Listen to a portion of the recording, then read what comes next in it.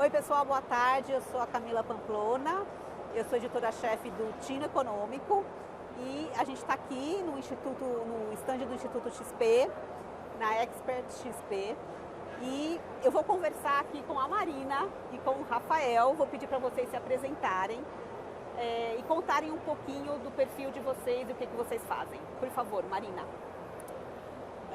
Eu sou Marina Farias, como você disse, sou educadora financeira, especialista em finanças para mulheres que não nasceram ricas. Sou nordestina, estou lá em Aracaju, Sergipe, trabalhei em bancos multinacionais durante 10 anos, já fui assessora de investimentos na XP e agora estou me redimindo com a sociedade, levando a educação financeira. Conta um pouquinho o que você faz. Eu produzo conteúdo nas redes sociais, dou mentorias, cursos, tudo, muita coisa gratuita, muita coisa acessível e também faço acompanhamento de 6 meses. Então a ideia é transformar mulheres que não nasceram ricas, que estão desorganizadas financeiramente hoje, em investidoras tubarão em 6 meses. Que legal! Então, eu sou o Rafael, sou fundador do canal Cifrão na Mão, sou formado em administração, sou formado em letras libras e entrei nessa área também por conta eu sou casado com uma pessoa surda, então em contato com a comunidade surda eu fui percebendo que faltava muita acessibilidade na área de educação financeira, falta em várias áreas, mas na área de educação financeira não tinha ninguém para suprir essa demanda. Então eu vi que existia ali uma dor para a gente curar e a gente começou a focar, a gente criou um canal, começamos a trabalhar com educação financeira em língua de sinais e começamos eu e meu irmão, assim, surgiu dessa ideia ali. Ele entendia um pouco mais de redes sociais e eu na área de educação financeira, então daí juntamos os dois conhecimentos e criamos um canal. Conforme foi passando o tempo, o canal foi crescendo um pouco mais, a gente recrutou mais um amigo, que é o Otávio, e hoje trabalhamos nós três com educação financeira no canal Cifrão na Mão. Muito legal, então a gente está conversando aqui com 2 influenciadores de educação financeira, muito Isso. bacana. Eu queria começar fazendo uma pergunta para os dois, por favor. Por que educação financeira é mais do que investimento? Vou pegar o gancho do Rafael, que foi mais esperto que eu, e deixou o canal, né? Para o pessoal seguir o Cifrar na Mão. E eu acabei não falando. Marina Farias e Rico Dinheiro. Então sigam, apoiem, porque as iniciativas são propósito de vida para a gente, né? A pergunta foi... Por que educação financeira é mais do que investimento? Por que educação financeira é mais que investimentos? Eu, assim como o Rafael e vários educadores que a gente conversa todos os dias, a gente escuta muito aquela pergunta: Marina, onde eu invisto os R$1.000 para ficar rica, né? Escuto todos os dias. Só que educação financeira não é sobre conseguir pagar as contas ou sobre como usar o cartão de crédito, é muito mais. É sobre como você consegue lidar com o dinheiro para ter uma vida leve, confortável, tranquila, como você consegue impactar a sua vida, como você consegue impactar a vida das próximas gerações que vêm depois de nós. Porque historicamente a gente não teve educação financeira porque os nossos pais estavam preocupados com a nossa sobrevivência. Então somos muito gratos por isso, principalmente o meu público, que é quem não nasceu rico, né?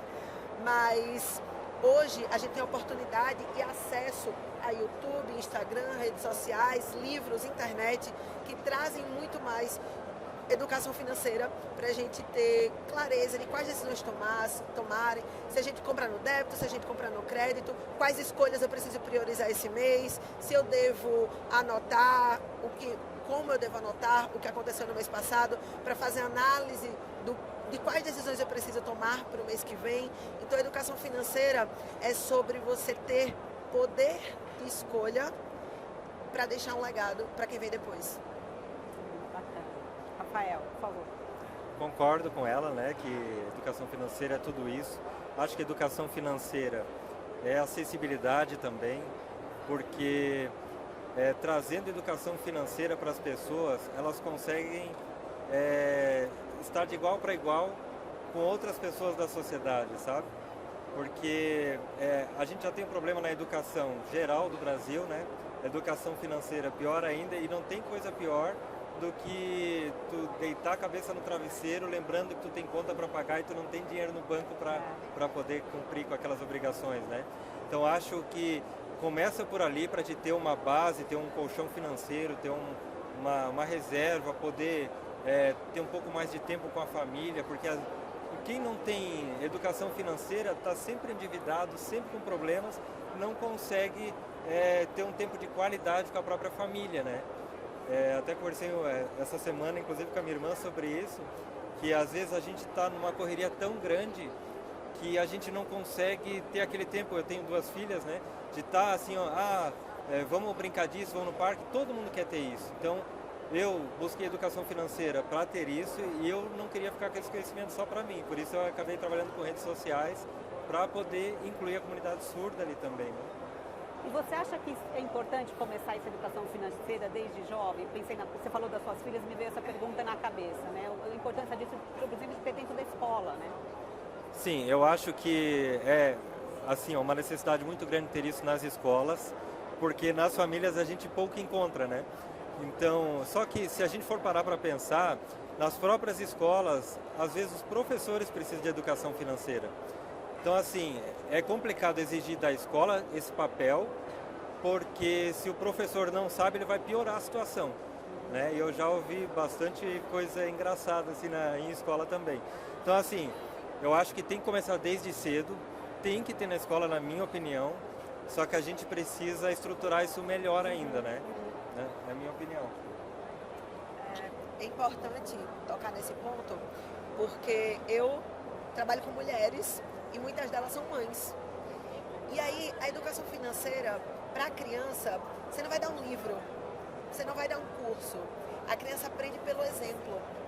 Então, eu vejo muitas transformações acontecendo nas famílias que eu atendo, porque a mulher, como a gente sempre puxa o barco mesmo, ela foi lá, se predispôs, eu preciso aprender, eu quero ter clareza, eu quero entender, quero me organizar, e aí acaba mudando o comportamento do marido, às vezes da mãe e com certeza dos filhos. Uhum. Então, eu tenho uma cliente que ela falou assim, a minha filha me pediu um cachorro, só que ela disse, mãe, eu sei que é caro, pode ser cachorro de brinquedo. Olha, ela entendeu que, e aí a mãe dela falou, não, é que não pode, vamos fazer o seguinte, vamos começar a guardar para esse seu cachorro, mas todo mês ele vai ter um custo, porque ele precisa comer, ele precisa tomar banho, e aí a gente vai ter que ver na sua mesada, você topa, você está disposta? E aí aquilo vai construindo educação financeira nas crianças.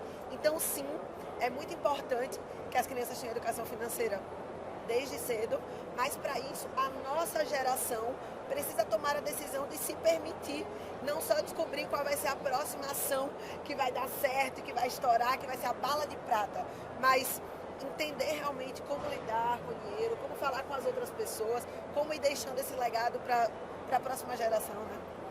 Ô Marina, a gente estava conversando antes, você estava me contando de uma informação super bacana sobre o endividamento de mulheres no Nordeste.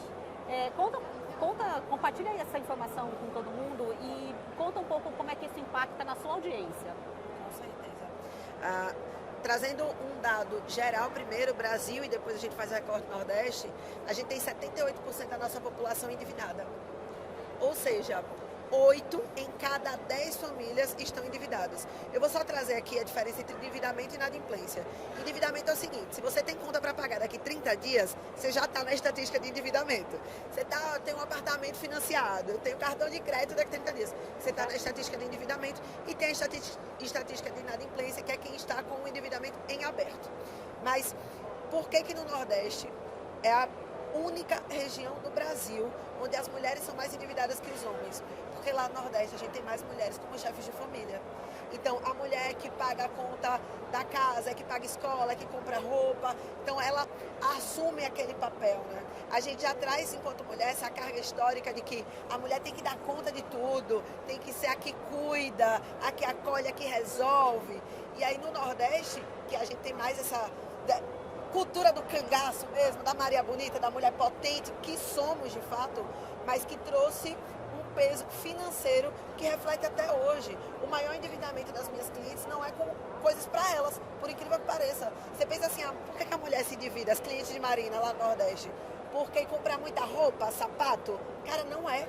É porque ela paga a faculdade do irmão, o plano de saúde da mãe, ela paga a natação para a sobrinha, e aí tudo isso ela está fazendo no sentido de ajudar, mas está se sobrecarregando, gerando endividamento e muitas vezes inadimplência. Então, assim, esse recorte lá é muito forte, é muito visível, e como eu atendo todos os dias, eu realmente escuto e sinto a realidade de perto. E assim, é pesado, as mulheres estão ficando cansadas desse peso, e a nossa missão aqui com esse talk, com esse painel, trazer uma oportunidade de libertação, não só financeira, mas de falar sobre o assunto, de pedir ajuda, sabe? De chegar aqui e falar, Camila, eu não estou dando conta. Eu preciso contar para alguém, eu preciso contar para meu marido, eu preciso contar para minha mãe que eu não posso pagar o plano de saúde dela. Então, eu espero que com o que a gente está construindo aqui, as mulheres se sintam à vontade para falar sobre isso.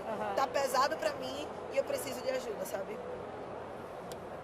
Tem algum aspecto da sua audiência que você gostaria de trazer? Qual é a principal dúvida deles ou a principal dificuldade do seu público? Como eu trabalho mais focado na comunidade surda, né? Sim. Então, uma dificuldade que eu percebo, em conjunto também com a minha esposa que é surda, com meu cunhado que é surdo, assim, conversando com eles, a gente acaba entendendo da mesma forma, que os surdos, como eles têm a primeira língua, a língua de sinais, e tem o português como segunda língua, né, o português escrito como segunda língua, a gente percebe que falar sobre dinheiro, falar sobre dívidas, falar sobre qualquer questão da administração financeira acaba sendo um tabu, um problema, porque às vezes é difícil aquela língua formal que é encontrada nos bancos, nas corretoras de investimentos, o próprio cadastro de perfil de investidor de uma corretora, né? Ele tem um linguajar que é próprio da área economista, e por mais que eles simplifiquem, talvez para tentar trazer isso de um modo mais informal, ainda assim tem alguns jargões e algumas palavras ali dentro que às vezes para o ouvinte é difícil. Então, para o surdo que não tem contato nenhum com aquele vocabulário, às vezes até um sinônimo ele já não vai conseguir perceber ali. Então, para ele, essa é uma barreira de entrada. Se ele tivesse dinheiro para investir, esse é um problema para ele. Só que já começa antes disso, os próprios bancos, eles não têm surdo, não só surdos, tem ouvintes também, mas muitos surdos não sabem nem a diferença do cartão de crédito e do cartão de débito. Então, isso é o que chega para mim nas redes sociais, às vezes de dúvida, né?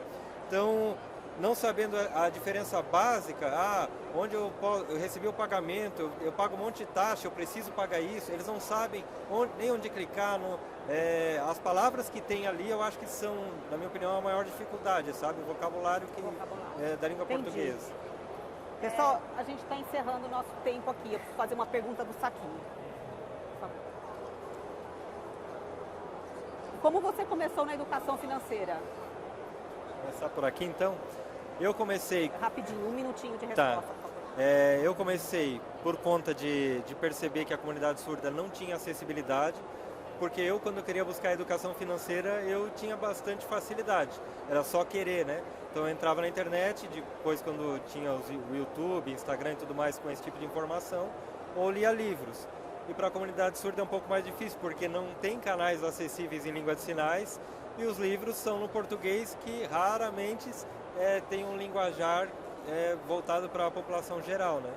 Então eu comecei por isso, a gente começou a criar conteúdo de educação financeira com acessibilidade, né? Tudo em língua de sinais, e daí a gente deu acessibilidade para o ouvinte com legenda, porque às vezes algum ouvinte quer ver o que a gente está falando ali e não sabe, então a gente começou a botar legenda para eles poderem acompanhar também, né? Marina, por favor, 1 minutinho. Eu comecei porque eu nasci assim, pobre, de maré desci, assim como a maioria da população brasileira. E quando eu comecei a estagiar no banco, eu tive acesso à educação financeira e eu conseguia viajar, conseguia comer peru no Natal, sabe? Eu fiz minha primeira viagem internacional e eu falei, caramba, a educação financeira pode transformar vidas. Depois de um tempo no banco, levantando reserva financeira para mim, eu saí, pedi demissão do último banco que eu trabalhei, fui para a XP como assessora de investimentos, mas eu entendi que a galera lá já tinha o dinheiro, já estava em outro patamar, e eu decidi levar a educação financeira para mulheres assim como eu, que assim como eu não nasceram ricas, que sabendo lidar ali com dinheiro, já poderiam fazer uma viagem, frequentar um restaurante, dormir mais, porque consegue ter uma reserva financeira diferente. Então, acho que as nossas histórias foram transformadas e levaram a gente a transformar outras vidas. Muito legal. Obrigada. Obrigada, Marina. Obrigada, Rafael.